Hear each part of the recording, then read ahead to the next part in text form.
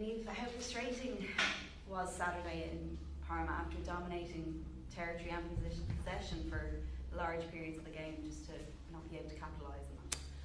Yeah, look, it was incredibly frustrating. I think when we reviewed the game, even on the pitch at the time, I felt like we were so on top. Just key errors at critical times, and then not being able to execute where we wanted to in that power zone kind of absolutely killed us at times. The joy is that we get to go again this week, so we reviewed it really well. They're a really good group in terms of very honest and have a really good understanding. It's about trying to fill them with confidence to be able to be brave enough to be able to take those chances. I think when you put a still shot of the game on a screen on a Monday morning, they can tell you exactly where the space is and what's happening.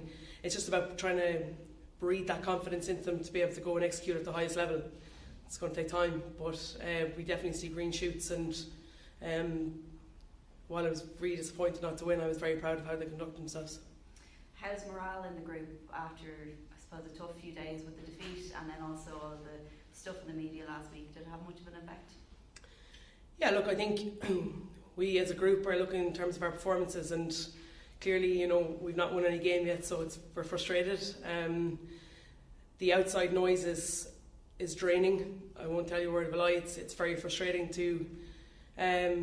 I feel like for somebody who's been in the game for so long, we're just dredging things up quite a lot, and it is draining. I can't imagine for a player what it's like.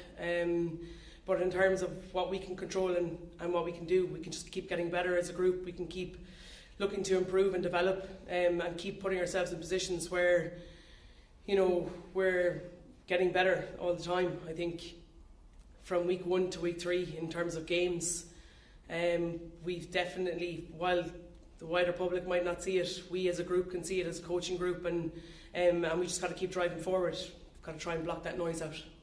As a coach, are you slightly concerned about the effect that noise, the outside noise, combined with the tough defeats, might have on some of the more inexperienced players? Yeah, look, you can obviously you're always worried about them, and as I said, they're a really, really good group, and they're very honest in terms of their appraisal of where they are at the moment.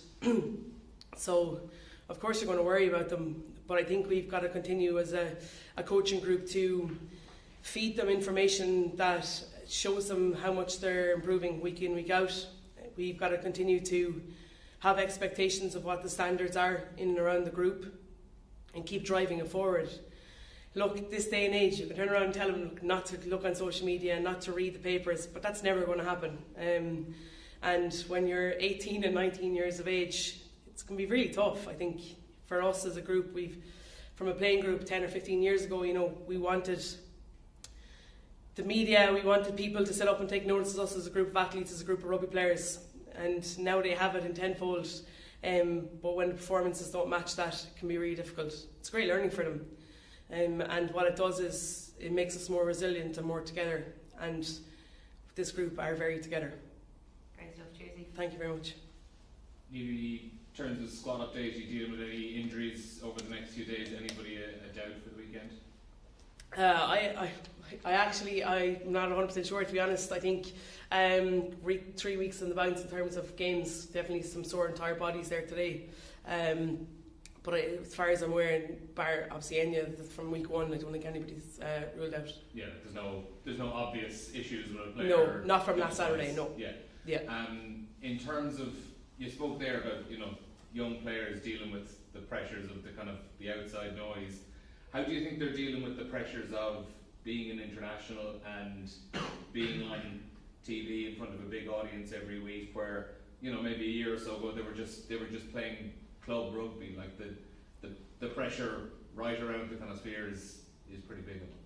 Yeah, but that's what international rugby is. It's pressure. It's not just because you're 18 or 19. If you're 38 or 39, it's the same thing. It's pressure because you're on the international stage and you're trying to compete at the highest level. The big thing here is that we're learning at the highest level because of reasons beyond our control. So we've 18 and 19 year olds that are good now, but in 2 or 3 years' time are going to be really, really good, and no doubt in my mind a few of them are going to be world class. So we've got to we've got to relish in that pressure. I think we've got to thrive in it. We can't let it hinder us. We can't let that kind of pressure, drag us down. I think we've just got to continue to build on it and see it as a privilege. And every time those girls get to step out onto that pitch on a Saturday representing their country, that's exactly what it is. It's a privilege. And we do our best as a coaching group to put them under pressure and in uncomfortable situations during the week to try and prepare them for that. But we've, I think if you're wanting to be the best in the world, you're wanting to play international rugby, and you've got to relish that pressure. You can't use it as an excuse. And just finally for me then, how do you go about setting expectations for this weekend? Because without being disrespectful, it's two sides at two very, very different stages of development. Yeah, very well put there, to be I fair. thought about it a lot. Look, I think we're very realistic in terms of where England are. We haven't spoke about expectations in terms of results. We speak about performance, we speak about getting better. We had a lot of territory and we had a lot of possession in the Italy game, and every game we've got better at that. We just now got to be a little bit more clinical, and what better way to test yourself than the world champions elect in terms of how good they are. So I know that they're hurting from that World Cup final, but they're probably still one of the best sides in the world. And I think when you've got nothing to lose, why would you put an expectation on it? Why don't you just go out and play and enjoy the occasion? I think we love to play in Cork. The girls really enjoy it. It's brilliant from a Munster person to be able to bring an international team down there. The crowd get behind them hugely, and if you can't enjoy an occasion like that, then international rugby's not for you.